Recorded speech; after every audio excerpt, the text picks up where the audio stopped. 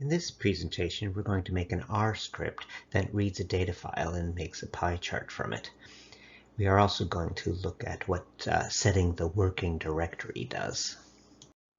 To begin, open RStudio, start a new R script, and save it in some directory in which you choose to work.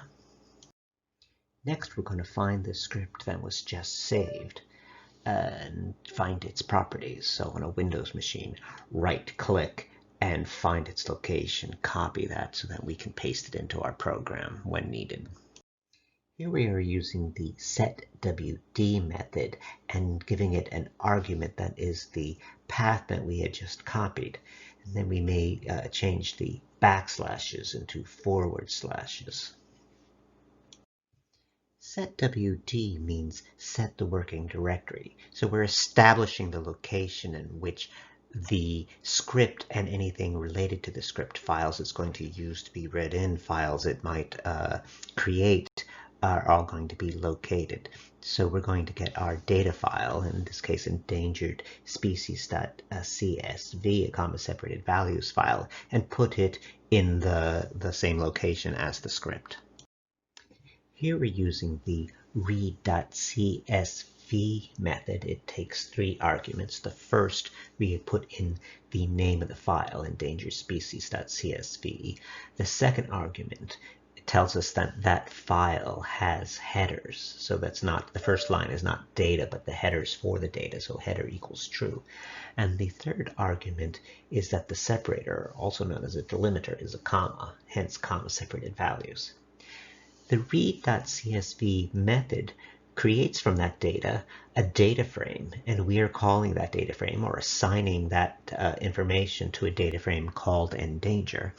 And then in line 7, the method head, taking the argument endanger, just takes out and sort of spits out the first few records, the beginning information in the data frame. Now, when we've done this before, read.csv, we read a sort of a full path. That first argument was a full path. Using the setwd allowed us to separate out the location from the file name. But it's going to come in even greater use later on when we are creating a file, when we finally get the pie chart and we want to save the pie chart to an image file. Then we will only need the name of the file, since it will share the path, the location with the CSV file. So the setwd does the sort of location sort of once and for all for this program. I did not like the names of the headers that came with the file, so now I'm using the names method to rename the fields of the data frame. So in line 8, I have names, open parentheses, endanger equals C, our concatenate function. We're making an array. There were 2 fields, so I'm giving those 2 fields 2 new names. And the names I'm saying are taxon and num_species. And then I do head again, just to sort of spit out the data and see that I have these new names for the fields.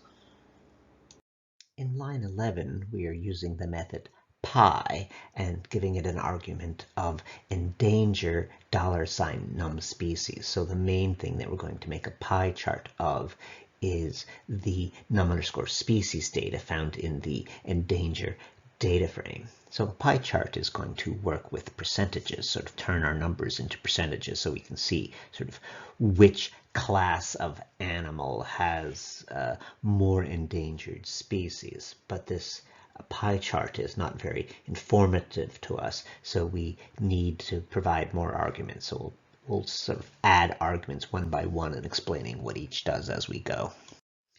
The next most important argument is the labels argument. So we're using here named arguments, so labels equals, and then we're getting those labels again from the data frame, and it's the endangered $taxon. So taxon was one of the fields of the endangered data frame, and its taxon were the names of the classes of the animals.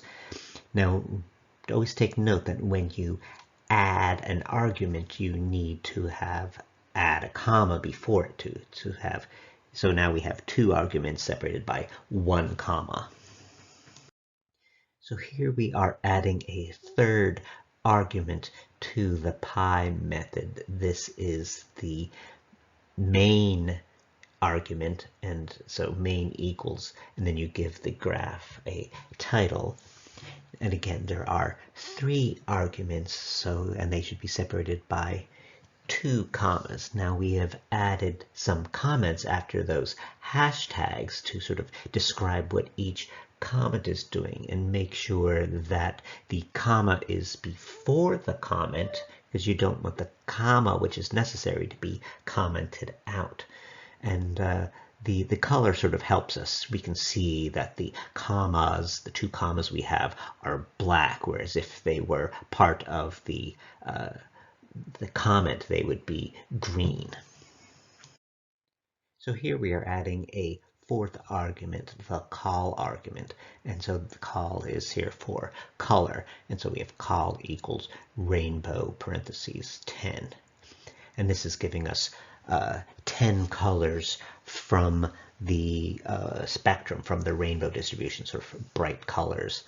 There are other methods that you can use with the call equals argument, and you can also sort of make your own array of color names. But here we just sort of went for a fast, simple, rainbow 10 method.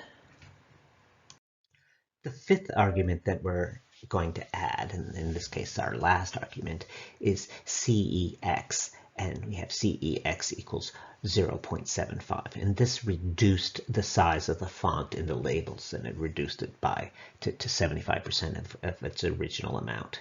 And again, so now we have 5 arguments, so we should have 4 commas, and those commas should all be black to make sure that they're not part of the comments, which are after the hashtags.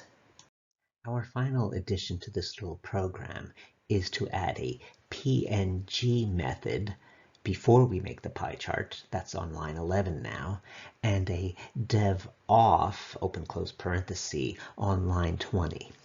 These 2 methods work as a pair. So PNG, and then I give the name of a file that I'm going to create and give it a .png extension. And because I just have the name of the file, it's going to take the location established by the setwd method, and that's where it's going to place the image that we make.